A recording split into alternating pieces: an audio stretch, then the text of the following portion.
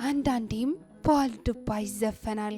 የትንቢቱ መፈጸሚያ የሆነችው የዋልድባ ምድር እግዚአብሔር አምላክ ከመሰረታቸው ገዳማት መካከል አንዱና ግንባር ቀደም ስለሆነው ስለ ዋልድባ ገዳም ለጆሮ የሚከብድ ለማመን የሚከብድ እውነትን ሰማን።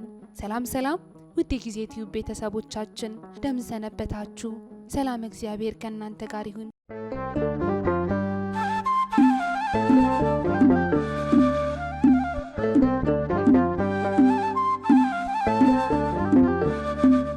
እንግዲህ በዛሬው የመርሃ ግብር ሰዓታችን ስለ ዋልድባ ገዳም የሰማነውን እውነት ያልተጠበቀ ክስተት ልናስደምጣችሁ ልናጋራችሁ ወደድን።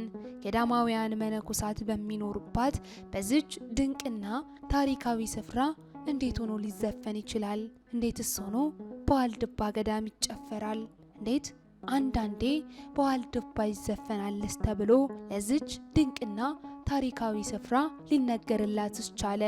ዋሊ ከተባለ ዱባ ስያሜውን እንዳገኘ የሚነገርለት የዋልድባ አብረንታንት ዘቤተ አቡነ ሚናስ ገዳም ታላቅና ድንቅ ገዳም እንደሆነ ይነገርለታል። ይህ የዋልድባ ገዳም በአራት ወንዞች የተከበበና እንዲሁም ድንቅና ግሩም የሆኑ እነዚህ ወንዞች እጅግ የተለየ ግርማ ሞገስ ያላበሱት ታላቅም ስፍራ ነው። የዋልድባን ገዳም ከከበቡት ወንዞችም መካከል የዋልድባን ገዳም ከከበቡትና ልዩ ግርማ ሞገስ ከሰጡት ወንዞች መካከል ዛሪማ፣ ቡያ፣ ተከዜ፣ እንስያ ተጠቃሾች ናቸው። እነዚህ አራት ወንዞች የዋልድባ ገዳምን በአራቱ አቅጣጫ አቅፈው የያዙ ታላላቅ ወንዞች ናቸው። የገዳሙ ታሪክ ውስጥ ከሚነሱ አባቶች መካከል ብዙዎቻችን የምናውቃቸው አባ ሳሙኤል ዘዋልድባ አንዱ ናቸው። ታላቁ አባት አባ ሳሙኤል ዘዋልድባ የዋልድባ ገዳምን ምስረታው ከተደረገ በኋላ ካጸኑ ታላላቅ አባቶች መካከል እንዲሁም መነኮሳቱ ሲበተኑ ሰብስበው እንደ አዲስ ካጸኑት መካከልም አንዱና ታላቅም አባት ናቸው።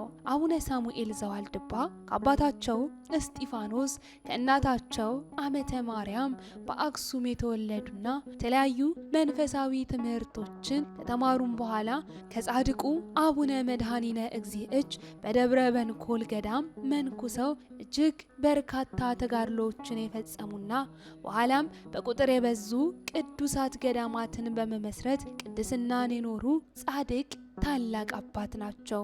ዋልድባ ደግሞ የስማቸው ቅጥያ እስኪሆንም ድረስ እንደ አዲስ አቋቁመው ያገለገሉና መካነ መቃብራቸውም ቢሆን በዚሁ በዋልድባ ገዳም የሚገኝላቸው ታላቅ ድንቅ አባት ናቸው። አባ ሳሙኤል ዘዋልድባ ዋልድባን ከመሬት ከፍ አድርገው ያስባረኳት ታላቅ አባት እንደሆኑም ይነገርላቸዋል። ይችን ታላቅ ምድር በአራት ወንዞች የተከበበች ሰማያዊት የሆነች መሬትም ናት ይባልላታል።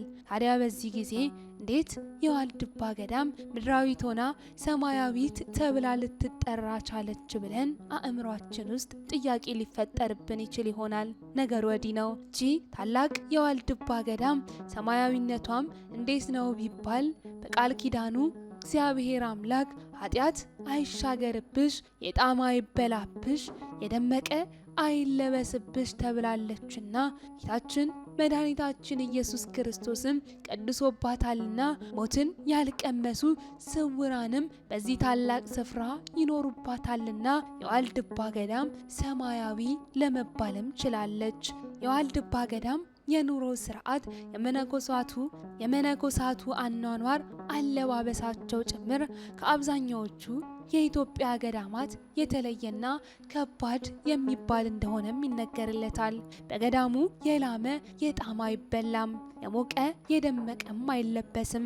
የጠነከረ የመነኮሳት ህብረትም ያለበትና ብዙ የተሰወሩ ቅዱሳን አባቶች የሚገኙበት ድንቅ ስፍራም ጭምር ነው። ነገር ግን ከገዳሙ እንዲህ በገድል የተዋበ ሆኖ ሳለ በአሁኑ ሰዓት በገዳሙ ወይንም ደግሞ ስለ ገዳሙ አንዳንድ ሀሳቦች ሲሰነዘሩም እንሰማለን። ይህ ጉዳይም በርካቶቻችንን ውዝግብ ውስጥም የሚከት ሆኖ አግኝተነዋል። የዋልድባ ገዳም እጅግ ልዩ ከሚያደርጋትና ከሚለያት ነገሮቹ ዲማ የተባለው እጅግ ተአምረኛው የሆነው ዛፍ ነው።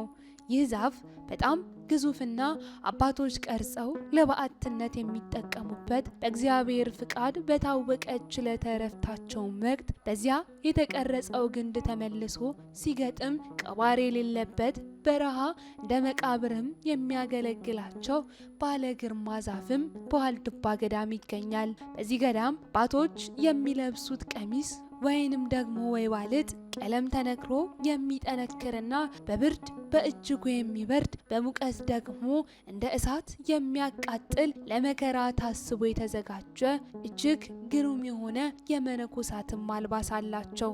መነኮሳት ለስራ ያላቸው አቋምም ቢሆን በዓለም የምንኖር እኛ እራሳችንን እስክንታዘብ ድረስ በእጅጉ እጃችንን በአፋችን ላይ የሚያስጭን ልዩ ትጋትና ጥንካሬም አላቸው። የዋልድባ መነኮሳት አባቶች በስራ አይታሙም፣ ሁሌም ስራ ላይ ናቸው።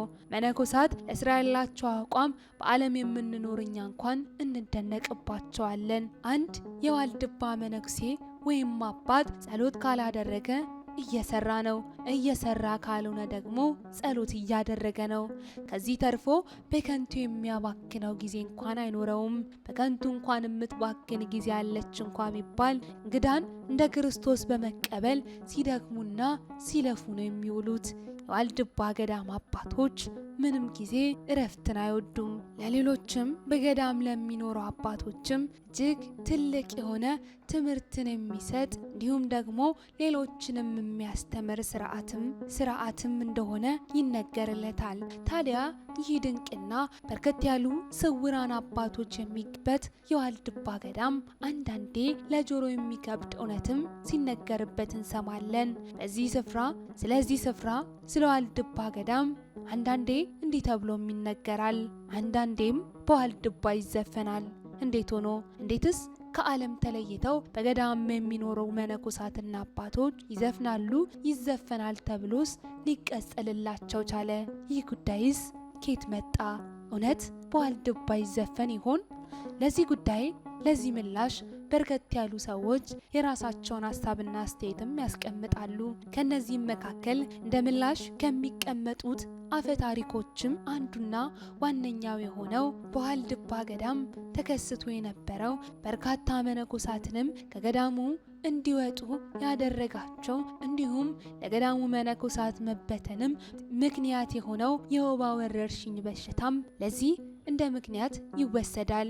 አንዳንድ ቀንም በዋልድባ ይዘፈናል የሚባለውም አባባል ሲተነተን ዋልድባ ታላቅ ገዳም እንደመሆኑ በገዳሙ የሚዘፈንበት አንድም ቀን ኖሮ ሳይሆን በአንድ ወቅት አንድ መነኩሴ ወይንም ታላቅ አባት በገዳሙ የሚኖሩት መነኩሴ የወባ በሽታ በእጅጉ በጠና ይታመማሉ።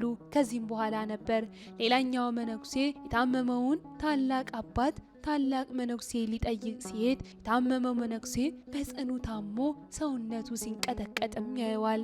ከዚህም በኋላ የመነኩሴውን መንቀጥቀጥና ሕመሙን ያየው ሌላኛው መነኩሴ እንደ ዘፋኝ ተንቀጠቀጥክኮ በማለት ይህንን መነኩሴ ይጠይቀዋል።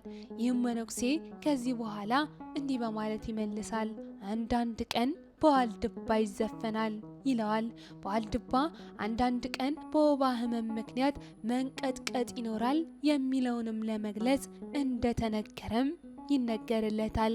ይህ ንግርትም ይህ የታላቅ መነኩሴ ንግግርም እንደ ትንቢትም ይቆጠራል። በዋልድባ ገዳምም እጅግ ከባድ የሆነ የወባ ወረርሽኝም ተከስቶ እነዚህ መነኮሳት ለዚሁ ችግር እንዲዳረጉም አድርጓቸዋል። የቤተ ክርስቲያናችን ታላላቅ ሊቃውንትም ስለዚህ ጉዳይ ሲያብራሩ ይህንን ምክንያት ይህንን መላምትም ያስቀምጣሉ። ሌላኛው እንደ አፈ ታሪክም የሚነገረው ጉዳይ ወይንም ደግሞ አንዳንዴም በዋልድባ ይዘፈናል የሚለውንም ሀሳብ እንደ አፈ ታሪክ የሚያስቀምጡ የራሳቸውንም ሀሳብ የሚያሰፍሩ ሰዎች እንዲህም በማለት ይገልጹታል። ስለዚህ ሀሳብ አንዳንዴም በዋልድባ ይዘፈናል ስለሚባለው ንግርት የሚነገር አፈ ታሪክም አለ።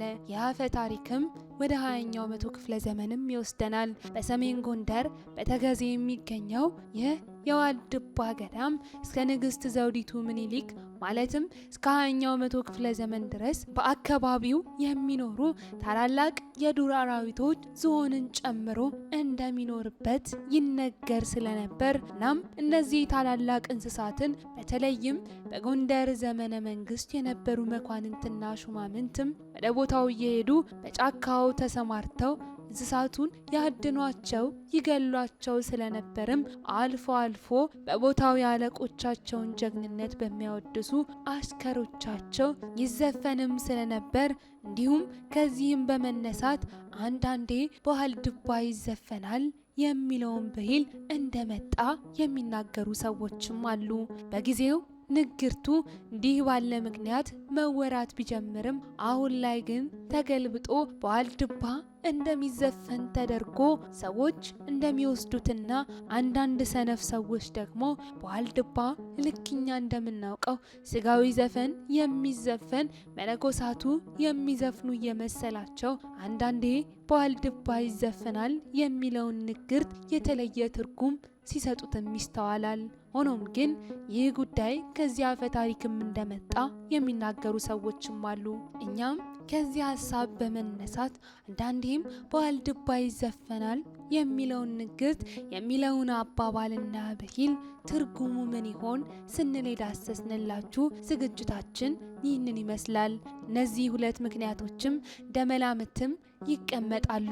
ነገር ግን ሊቃውንቱ የሚስማሙበትና እንዲሁም እንደ እውነተኛ ትርጉም አድርገው የሚያነሱትም የወባውን ጉዳይ ነው። በወባ በሽታ መነኮሳቱ በእጅጉ ይንቀጠቀጡ ስለነበርና ምልክቱም እንደዚያ ያደርጋቸው ስለነበር ይህ አባት የተናገሩት ንግግር ልክ እንደ ትንቢት ተወስዶ አንዳንዴም በዋልድባ ይዘፈናል ያሉት ንግግራቸው እስከ ዛሬ ድረስ ለዋልድባ ገዳም የተቀጸለ በርካቶቻችን እንደምንሰማው አንዳንዴ በዋልድባ ይዘፈናል የሚለውም ሀሳብ እንዲነሳ ምክንያትም ሆኗል። ውድ የጊዜ ሚዲያ ቤተሰቦቻችን ለዛሬ በዚህ በአወዛጋቢው ስለ ዋልድባ ገዳም በተነገረው ንግርትና ብሂል ላይ ያዝንላችሁ ዝግጅታችን ይህንን ይመስል ነበር።